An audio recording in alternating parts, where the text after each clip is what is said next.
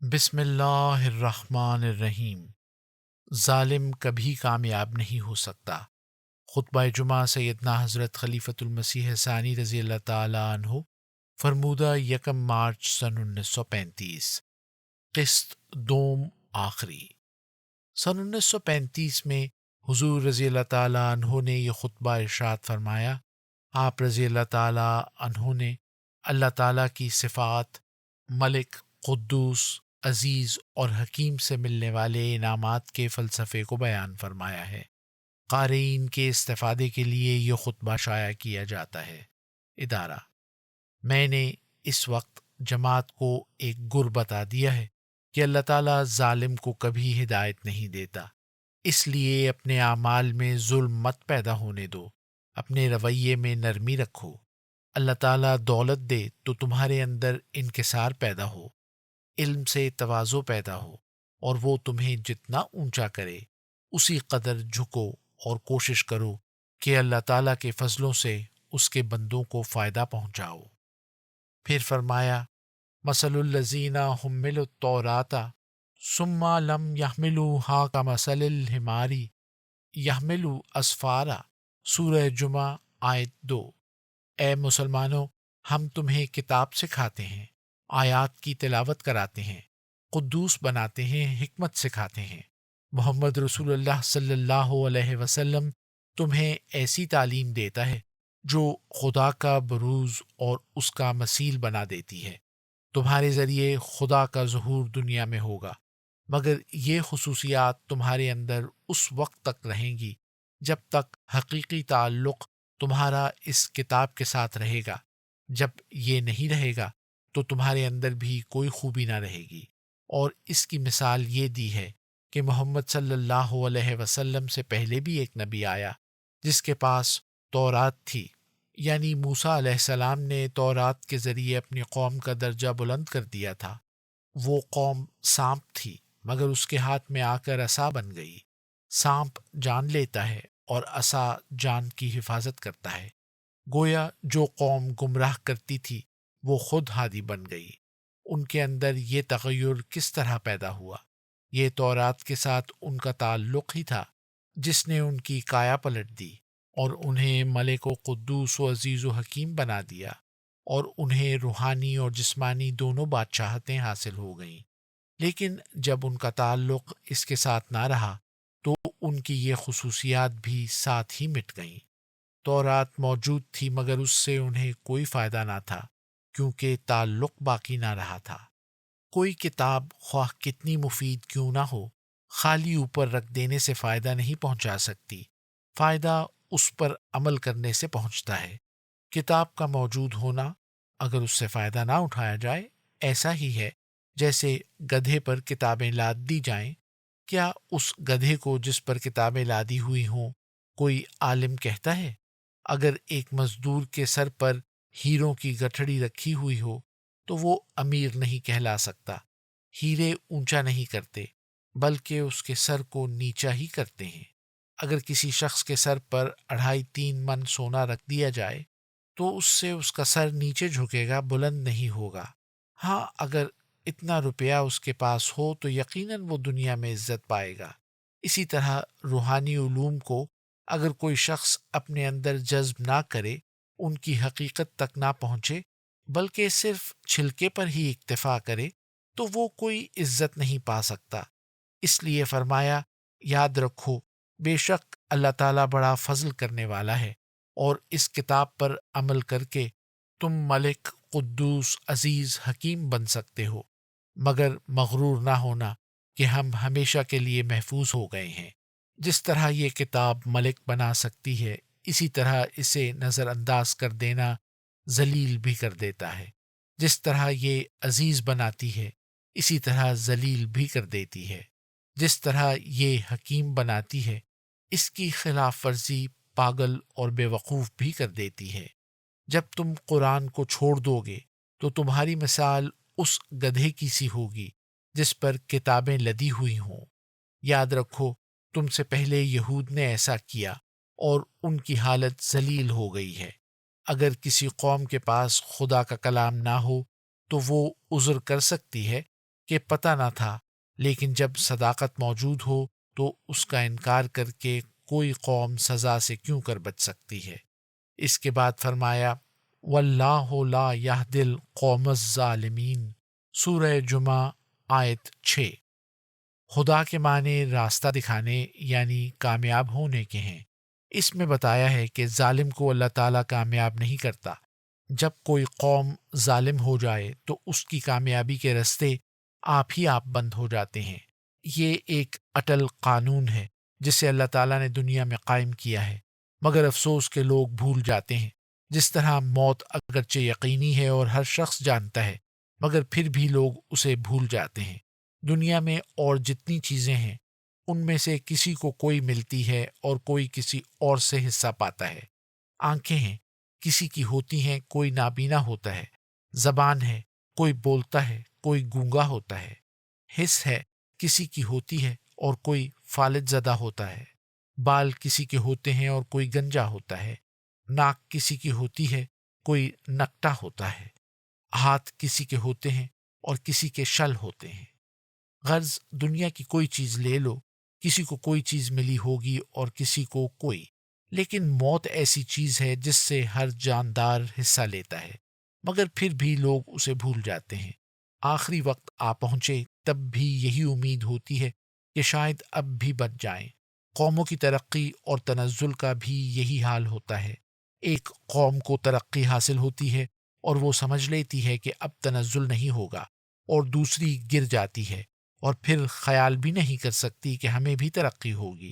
میں نے خود چوڑوں وغیرہ کو سمجھایا ہے کہ تم اپنے آپ کو ذلیل نہ سمجھا کرو، مگر وہ یہی جواب دیتے ہیں کہ جس طرح پرمیشور نے ہمیں رکھا ہے ویسے ہی رہنا بہتر ہے۔ ان کے اندر ترقی کا احساس ہی نہیں رہتا۔ تو یاد رکھنا چاہیے کہ جس طرح موت ہر ایک کے ساتھ لگی ہوئی ہے، اسی طرح یہ بھی اللہ تعالیٰ کا ایک قانون ہے کہ جب کوئی قوم ظالم ہو جائے، خواہ وہ کتنی بڑی کیوں نہ ہو، تنزل کرے گی۔ ہم سمجھتے ہیں ہم ظلم سے ترقی کریں گے، حالانکہ یہ بات بالکل غلط ہے۔ اسی طرح بعض لوگ کہتے ہیں کہ اس زمانے میں سچ بولنے سے گزارا نہیں ہو سکتا، حالانکہ قرآن کریم سے یہی معلوم ہوتا ہے کہ جھوٹ سے کبھی ترقی اور کامیابی حاصل نہیں ہو سکتی۔ اللہ تعالیٰ فرماتا ہے واللہ لا یہدی القوم الظالمین۔ جب کوئی قوم اپنی قوت کا ناجائز استعمال کرتی ہے تو وہ تباہ ہو جاتی ہے۔ اس کے متعلق اپنی جماعت کو یہ نصیحت کرنی چاہتا ہوں کہ اس بات کا خاص خیال رکھیں، ہم اس وقت کمزور ہیں، لیکن کہیں ہمیں بھی قوت اور طاقت حاصل ہوتی ہے۔ کوئی احمدی بڑا ذمہ دار یا تاجر یا کوئی افسر ہوتا ہے، جہاں بھی ایسا ہو، چاہیے کہ اپنی طاقت کا صحیح استعمال کیا جائے۔ میں دعوے سے کہہ سکتا ہوں کہ سارے ہندوستان میں کوئی ایسا ذمہ دار نہیں ہوگا جو اپنے مزارعین اور کسانوں سے ایسا سلوک کرے جو ہم یہاں کرتے ہیں، لیکن ساتھ ہی مالکان میں سے سارے ملک میں شاید کوئی اتنا بدنام نہیں ہوگا جتنا ہم ہیں۔ ہم تو قادیان کے واحد مالک ہیں، لیکن کسی اور گاؤں میں جا کر دیکھ لو، کوئی ذمہ دار چوتھے حصے کا ہی مالک کیوں نہ ہو، کیا مجال جو اس کے خلاف کوئی بات کر سکے، مگر ہمارے سامنے سب بولتے ہیں۔ حضرت مسیح موعود علیہ الصلاۃ والسلام کی وفات کے قریب کے زمانے کا واقعہ ہے کہ بندوبست کا کوئی تحصیلدار یا کوئی افسر یہاں آیا۔ میں اس زمانے میں ابھی پڑھ رہا تھا۔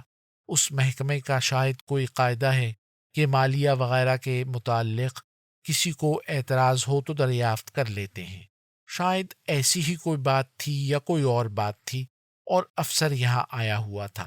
مجھے بھی بلایا گیا تو ایک مزارع مجھے دیکھ کر کہنے لگا کہ جی ان کو کیا پوچھتے ہو، ان کا تو روپے میں ایک آنا ہی ہے۔ کیا کہیں کوئی اور جگہ ہے جہاں کسان اس طرح بول سکیں؟ حالانکہ جیسا سلوک ان لوگوں سے ہم یہاں کرتے ہیں ویسا اور کوئی نہ کرتا ہوگا۔ حضرت مسیح موعود علیہ الصلاۃ والسلام کے زمانے میں ایک دفعہ یہاں ایک میجسٹریٹ آیا اور آپ سے یہاں کے ہندوؤں کے متعلق ذکر کیا کہ وہ کچھ شاکی ہیں۔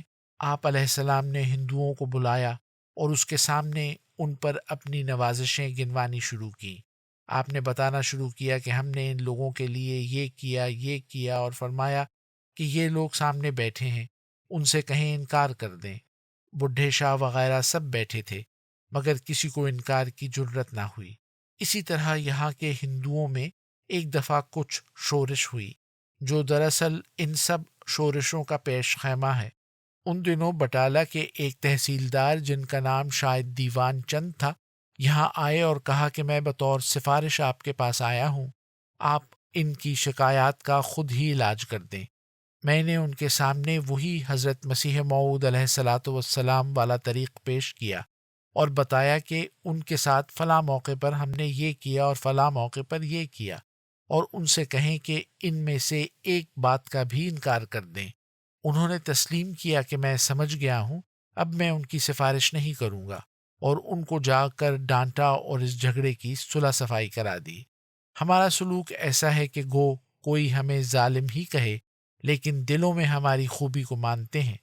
اب بھی ان لوگوں کو کوئی مصیبت پیش آئے تو امداد کے لیے ہمارے پاس آتے ہیں، اور ظاہر ہے کہ ظالم کے پاس مدد کے لیے کوئی نہیں جایا کرتا۔ ہماری عادت یہ نہیں کہ نام ظاہر کریں، لیکن اگر ضرورت ہو تو میں ثابت کر سکتا ہوں کہ ہم نے ہندوؤں، سکھوں اور غیر احمدیوں سب کی مدد کی ہے، انہیں وظائف دیے ہیں، کپڑے دیے ہیں، روپے دیے ہیں، اور اگر ضرورت ہو تو ان لوگوں کو سامنے بٹھا کر میں اقرار کرا سکتا ہوں کہ تم لوگوں کی فلاں فلاں مدد کی گئی یا نہیں۔ سن 1928 میں جب میں ڈلہوزی گیا تو قادیان کے لالا شرمپت صاحب کے لڑکے لالا گوکل چند صاحب تحصیلدار، جو فوت ہو چکے ہیں، وہ بھی وہاں گئے۔ ہمارے ساتھ کی کوٹھی میں گجرات کے ایک رئیس، جو غالباً آنرری میجسٹریٹ بھی تھے، مقیم تھے۔ لالا گوکل چند صاحب 2-4 روز کے لیے ہی وہاں گئے تھے، اور ان کے ساتھ تعلقات تھے، اس لیے ان کے ہاں ہی ٹھہرے۔ ایک دن مجھے ملنے آئے تو کہا کہ آپ کو ایک بات بتاتا ہوں۔ میں نے اپنے میزبان سے کہا کہ آپ مرزا صاحب سے ابھی تک کیوں نہیں ملے؟ تو وہ کہنے لگے کہ وہ تو اس قدر ظالم اور متعصب ہیں، ان سے میں کیسے مل سکتا تھا؟ وہ ہندوؤں سے بہت تعصب رکھتے ہیں۔ اس پر میں نے ان سے کہا کہ میں تو قادیان کا رہنے والا ہوں، میں خوب جانتا ہوں کہ یہ سب باتیں جھوٹی ہیں۔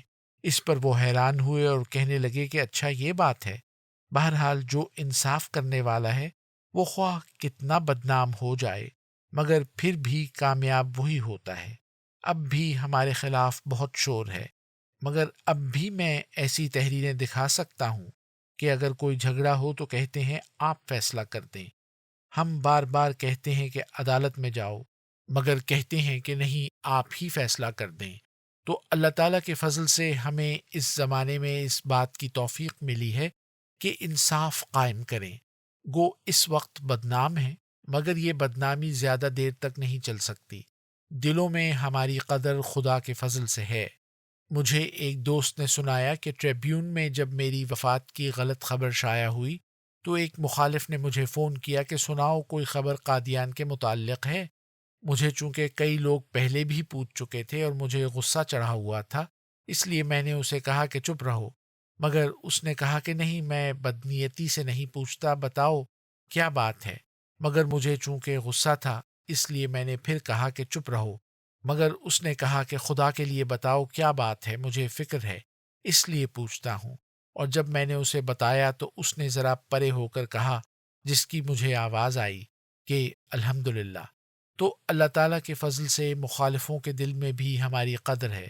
تم کبھی یہ خیال بھی نہ کرو کہ ظالم کامیاب ہو سکتا ہے، اگرچہ اس وقت ہمیں بدنام کیا جا رہا ہے، مگر اس کی وجہ یہ ہے کہ لوگ جب دیکھتے ہیں کہ یہ ہمیں دیتے ہیں تو خیال کرتے ہیں کہ سب کچھ کیوں نہیں دیتے، مگر جب انہیں معلوم ہوگا کہ رحم اور انصاف کی کیا حدود ہیں تو ضرور نادم ہوں گے۔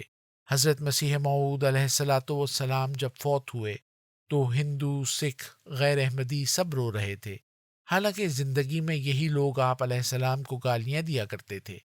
میں نے اس وقت جماعت کو ایک گر بتا دیا ہے کہ اللہ تعالیٰ ظالم کو کبھی ہدایت نہیں دیتا، اس لیے اپنے اعمال میں ظلم مت پیدا ہونے دو، اپنے رویے میں نرمی رکھو۔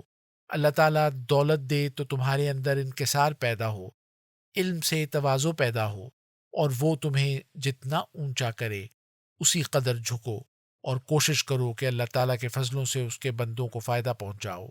بادشاہ کی دولت رعایا کے لیے ہوتی ہے، اور ملک کہہ کر اللہ تعالیٰ نے یہی بتایا ہے کہ ہم تمہیں جو کچھ دیں گے بادشاہ کر کے دیں گے تا تم دوسروں کو فائدہ پہنچاؤ۔